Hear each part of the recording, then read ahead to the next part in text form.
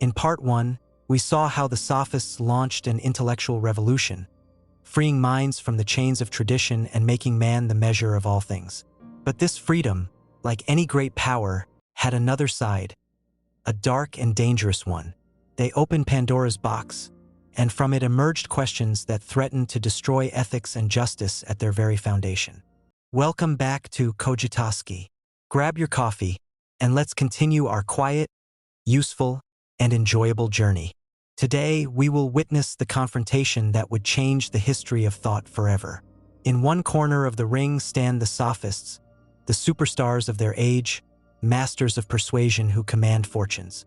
And in the other corner stands one man, an eccentric, barefoot, who owns nothing and asks for no fee, armed with only one weapon: questions. His name is Socrates. This is not just a debate. It is a battle for the very soul of philosophy. To understand this confrontation, we must see how sophist ideas evolved. The man is the measure idea that Protagoras started with was appealing, but the sophist students took it to its most extreme logical conclusions. 1. From the relativity of truth to the denial of truth, Gorgias ****. If Protagoras doubted the existence of objective truth, another sophist named Gorgias went even further. Gorgias, who was a legendary orator, presented a three-part argument that is considered the pinnacle of philosophical nihilism. First, nothing exists, meaning there is no truth or reality independent of us. Second, even if something did exist, we could not know it. Our minds are incapable of grasping absolute truth. Third, even if we could know it, we could not communicate it to others. Our language is powerless to describe truth fully and accurately. The word tree is not the real tree. What does this mean? It means that the search for truth is a waste of time. All we have left is a world of appearances and opinions. And the only thing that matters in this world is the ability to shape the opinions of others through the power of the word, that is, rhetoric. For Gorgias, rhetoric is an absolute art, a magical force that can control minds. 2. From the relativity of justice to might is right, Thrasymachus ****. This is the most dangerous development. If justice is merely a convention or agreement made by society, then who makes this agreement? In Plato's Republic, we witness a violent confrontation between Socrates and a sophist named Thrasymachus. Thrasymachus shouts at Socrates a shocking definition of justice. Justice is nothing else than the interest of the stronger. What Thrasymachus means is that the ruling classes in any society, whether they are democrats, aristocrats, or tyrants, are the ones who make the laws. And, of course, they make laws that serve their own interests.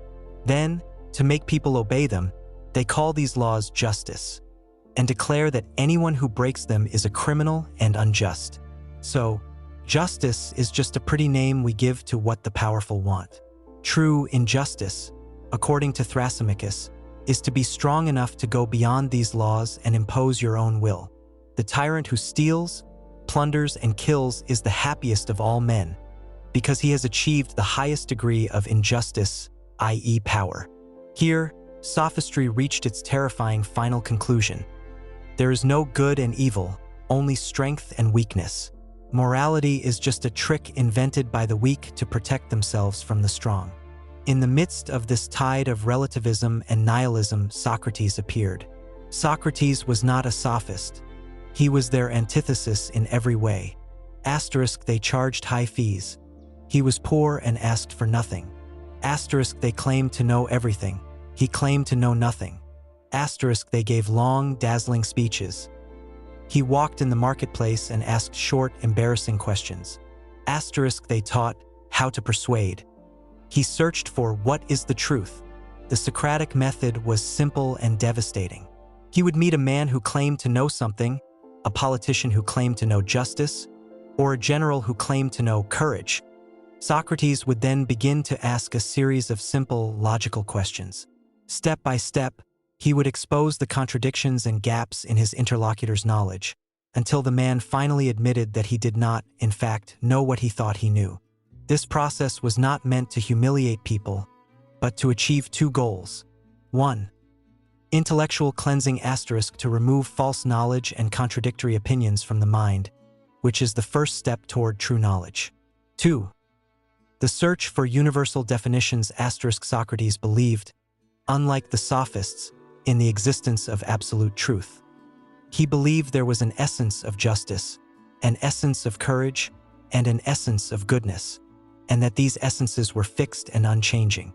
The philosopher's task is to search for these universal definitions through rational dialogue. For Socrates, the Sophists' argument that man is the measure of all things was a recipe for chaos. If every person's opinion is the truth, then the opinion of the expert and the opinion of the ignorant are equal. This is an obvious absurdity. When we are sick, we go to a doctor, the expert. We don't take the opinion of just anyone.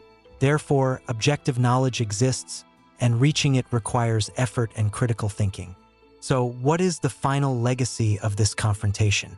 Because of the influence of Plato, Socrates' student, who wrote his dialogues and portrayed the Sophists as greedy and deceitful, the word sophist has carried a negative meaning forever. It came to mean a person who uses deceptive arguments and fallacious reasoning to win a debate, regardless of the truth. But was this a fair judgment? Perhaps not. The Sophists made enormous contributions. They made man the center of philosophy, they laid the groundwork for the humanities, and they encouraged critical thinking about laws and traditions.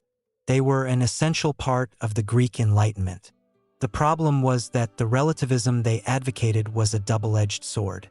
It liberated minds, but at the same time, it threatened to blow up the very foundation upon which any society rests: the belief in shared values and moral truths that transcend personal interest.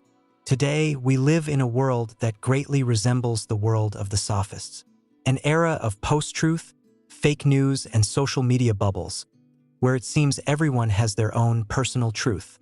Public debates are often a clash of competing narratives, not a shared search for the truth. That is why the confrontation between Socrates and the Sophists is as alive and important today as it was 2,500 years ago. It reminds us that the question of the nature of truth is not just an abstract philosophical question. It is a question that determines the shape of our world and the future of our societies. Thank you for watching. Tell me in the comments, in our modern world, who do you see ultimately winning? The truth-seeking spirit of Socrates or the persuasive skill of the sophist? I'll see you in the next episode.